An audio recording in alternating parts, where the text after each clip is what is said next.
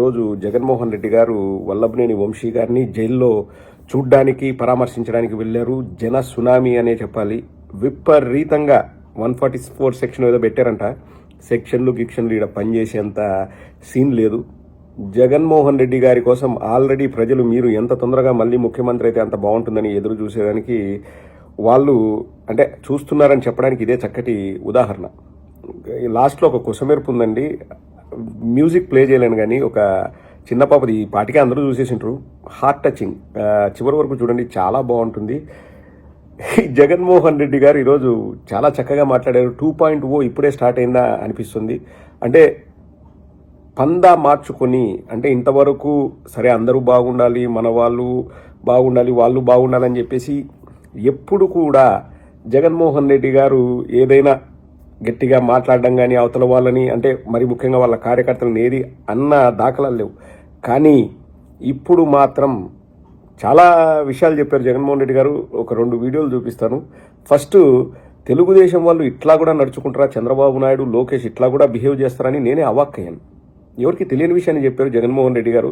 ఒక్కసారి అబ్బా కొడుకుల గురించి జగన్మోహన్ రెడ్డి గారు ఏమంటారో వినండి. వంశీ మీద పెట్టిన ఫాల్స్ కేసు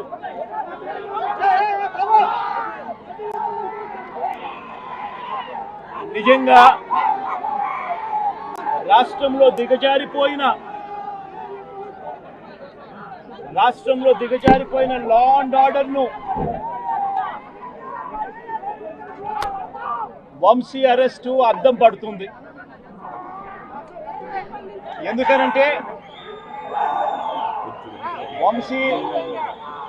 వంశీను అరెస్ట్ చేసిన తీరు ఒకసారి గమనించినట్టయితే అతి దారుణమైన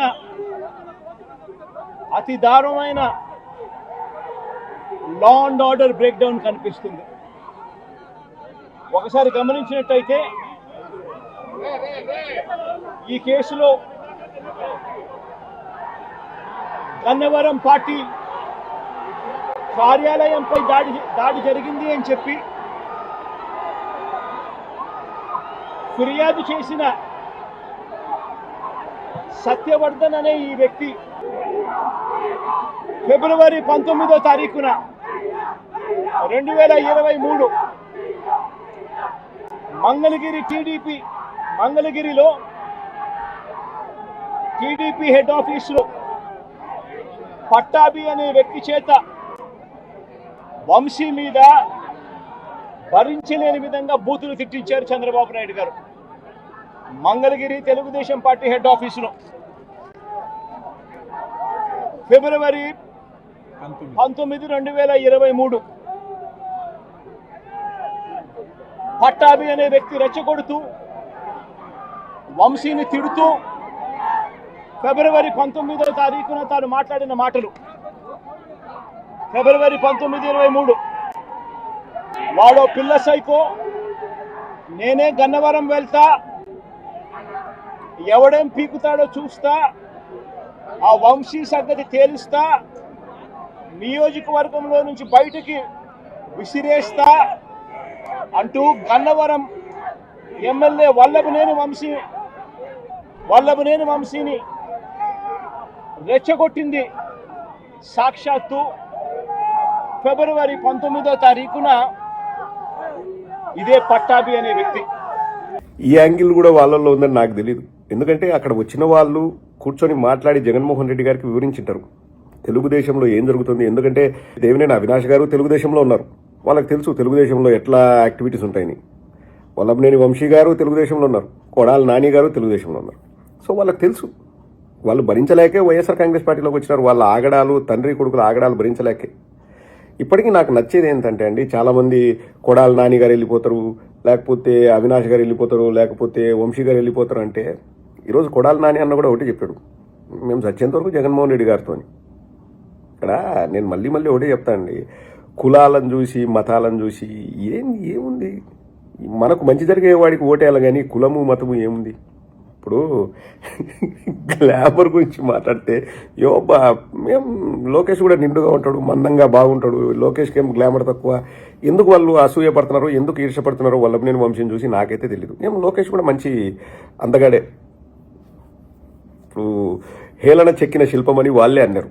ఒక శిల్పంలాగా తయారైనాడంట లోకేష్. లోకేష్ బాగుంటాడు. నేను చెప్పేది ఏంటంటే చంద్రబాబు కానీ లేకపోతే లోకేష్ కానీ ఈ ఎక్స్టర్నల్ అపీరెన్స్ చూసి మీరేం భయపడొద్దు. అది ఇంపార్టెంట్. అది లేదు మన దగ్గర. అది బిస్కెట్. దాన్ని పెంపొందించుకోవడానికి ట్రై చేయండి. ఈ ఎక్స్టర్నల్ అపీరెన్సో లేకపోతే ఫిజికల్ అపీరెన్సో చూసి కుళ్ళుకొని ఈర్షపడితే ఏమొస్తుంది? నష్టం మీకే. చూస్తున్నారు కదా జన సునామీ. జగన్మోహన్ రెడ్డి గారు వస్తే జన సునామీ.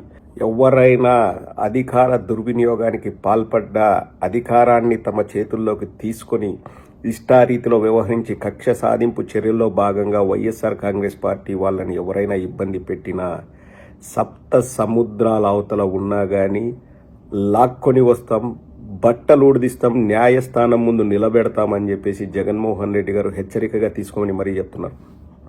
ఎన్నో రోజులు ఆగవండి. వీళ్ళు ఆగడాలు ఎన్నో రోజులు అవి ఉండవు.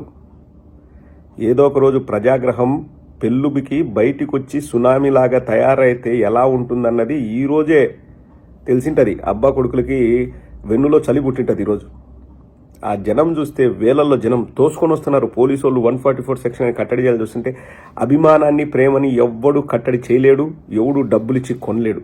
ఆ విషయాన్ని గుర్తుపెట్టుకోవాలి. ఇప్పటికే ప్రజల్లో మేము పొరపాటు చేశాము, ఎవరైతే ఓటేసినారో, మళ్ళీ ఈవీఎం కాదండి, ఓటేసిన వాళ్ళే ఏదో తాయిలాలు ఇస్తున్నాడు, ముసలోడైనా బటన్ నొక్కుతాడు, పిల్లోడైనా బటన్ నొక్కుతాడంటే ఆశపడి ఓటేసినాం అనుకునే వాళ్ళు ప్రతి ఒక్కరూ ఈరోజు వాళ్ళు బాధపడుతున్నారు, మదన పడుతున్నారు. తప్పు చేశామని తప్పు తెలుసుకున్నారు.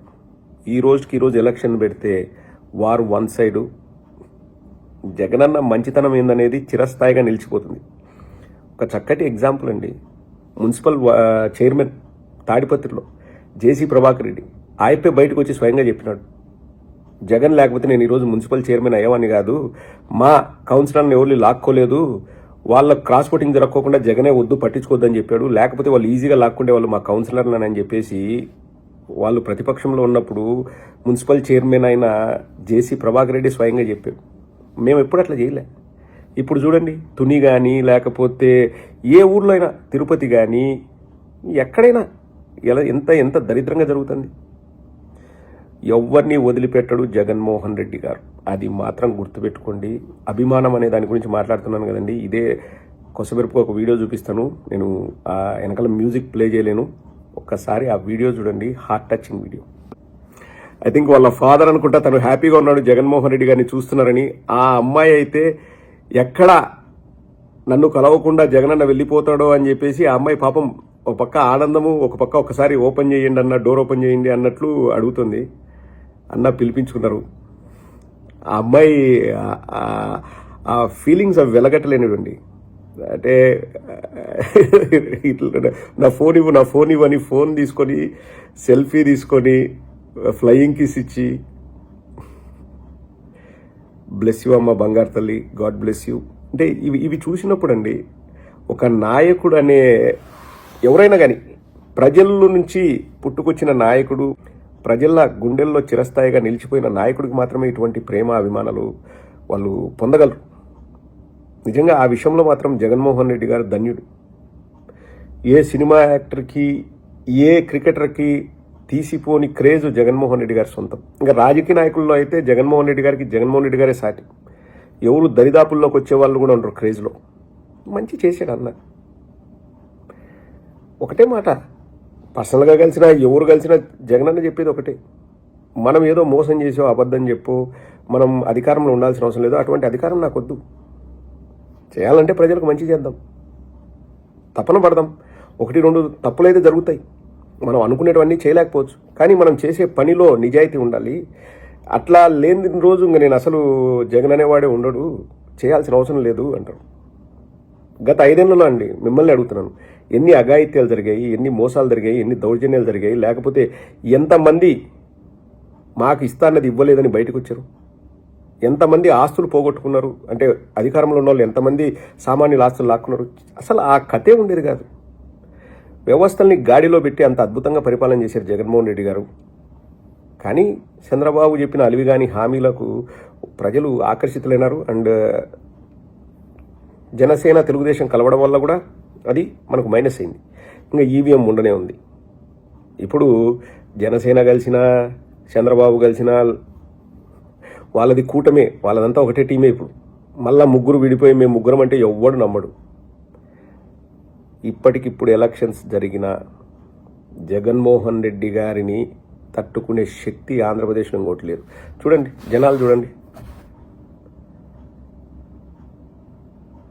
వీళ్ళందరూ పిలుస్తేనో డబ్బులు ఇస్తేనో వచ్చే వాళ్ళు కాదండి.